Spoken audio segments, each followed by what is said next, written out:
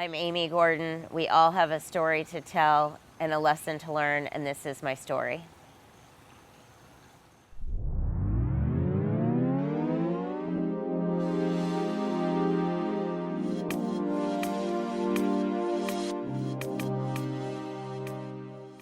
Hi, I'm Amy Gordon, and this is my story from my mouth.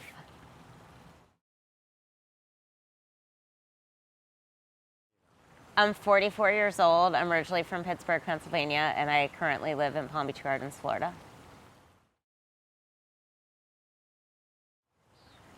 I would say I had a very comfortable upbringing and never really worried about too many things. So would you say poor, middle class, or rich? None of them. I would say we were upper middle class.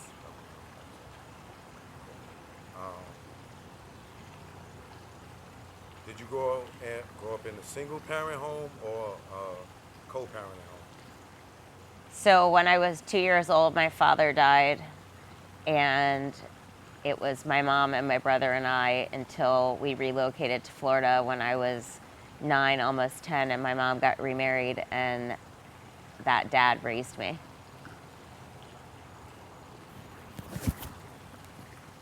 What would you say was, oh no. As a kid, what was your dream? What did you want to be? As a young child, I wanted to be an actress. Okay.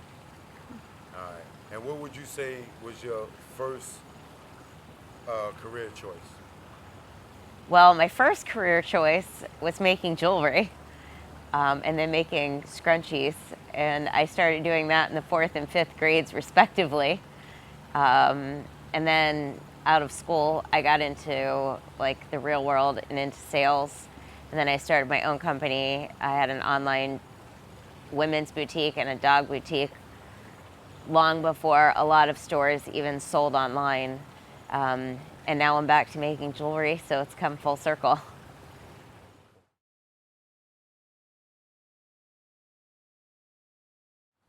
How far did you get in your education?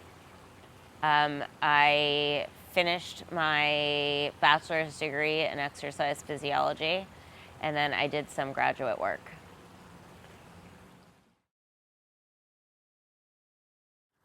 At what age do you feel you became an adult? I feel like I became an adult when I was 8. And why? I was diagnosed with diabetes when I was 8 years old, and it's a grow up quick plan, and I had already been through losing my father and losing my grandmother.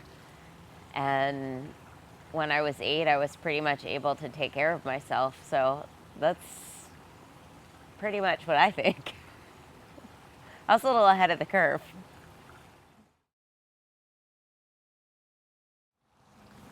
At what age did you make the career choice that everybody know you for?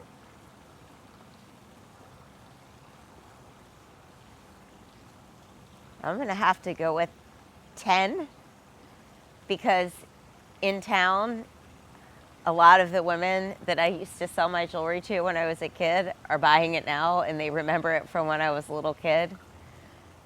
But there are a lot of other people that remember my online stores, and I made that choice, I think, at 27.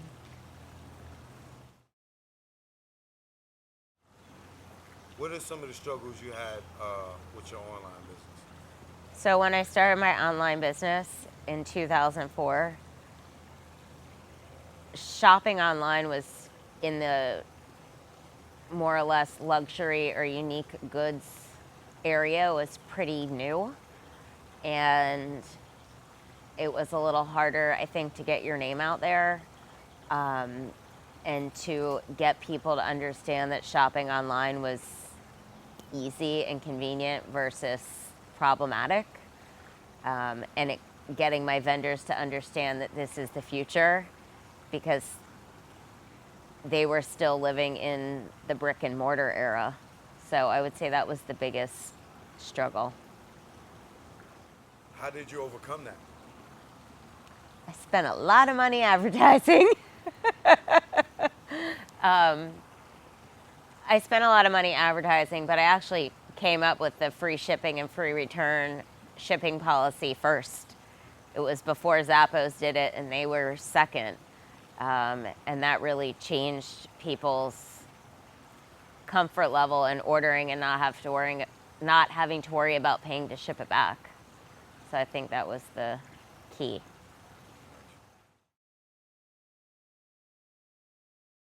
Was there anyone close to you that doubted you? I wouldn't say when I started making jewelry again that anyone doubted me, because I had done it before and I was good at it, and so no, I wouldn't say that. Then who was your biggest supporter? My mom is pretty much always my biggest supporter of my business endeavors. So she schleps around with me to go get my materials, go to trade shows, the whole 9 yards.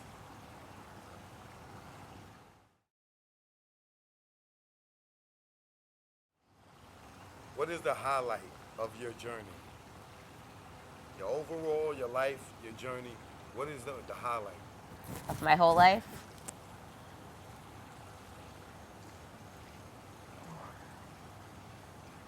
Just one highlight?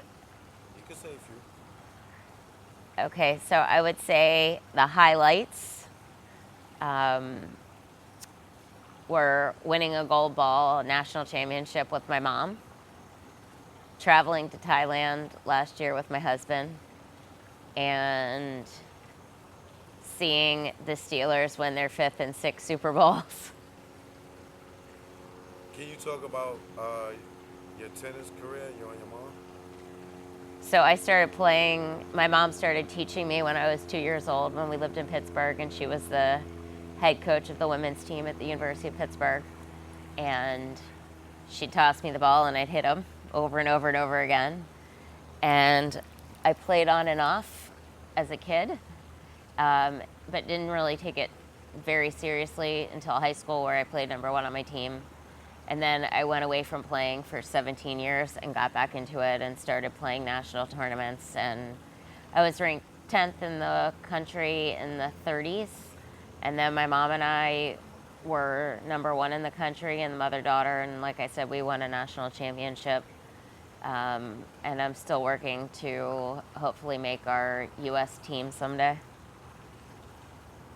Who are some of your favorites in tennis?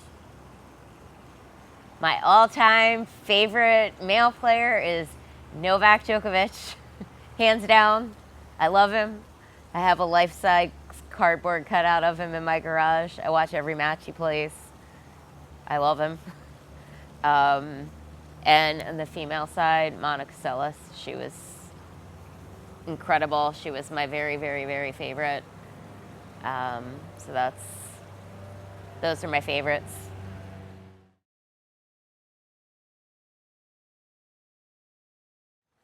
I'm Amy Gordon. We all have a story to tell and a lesson to learn, and this is my story.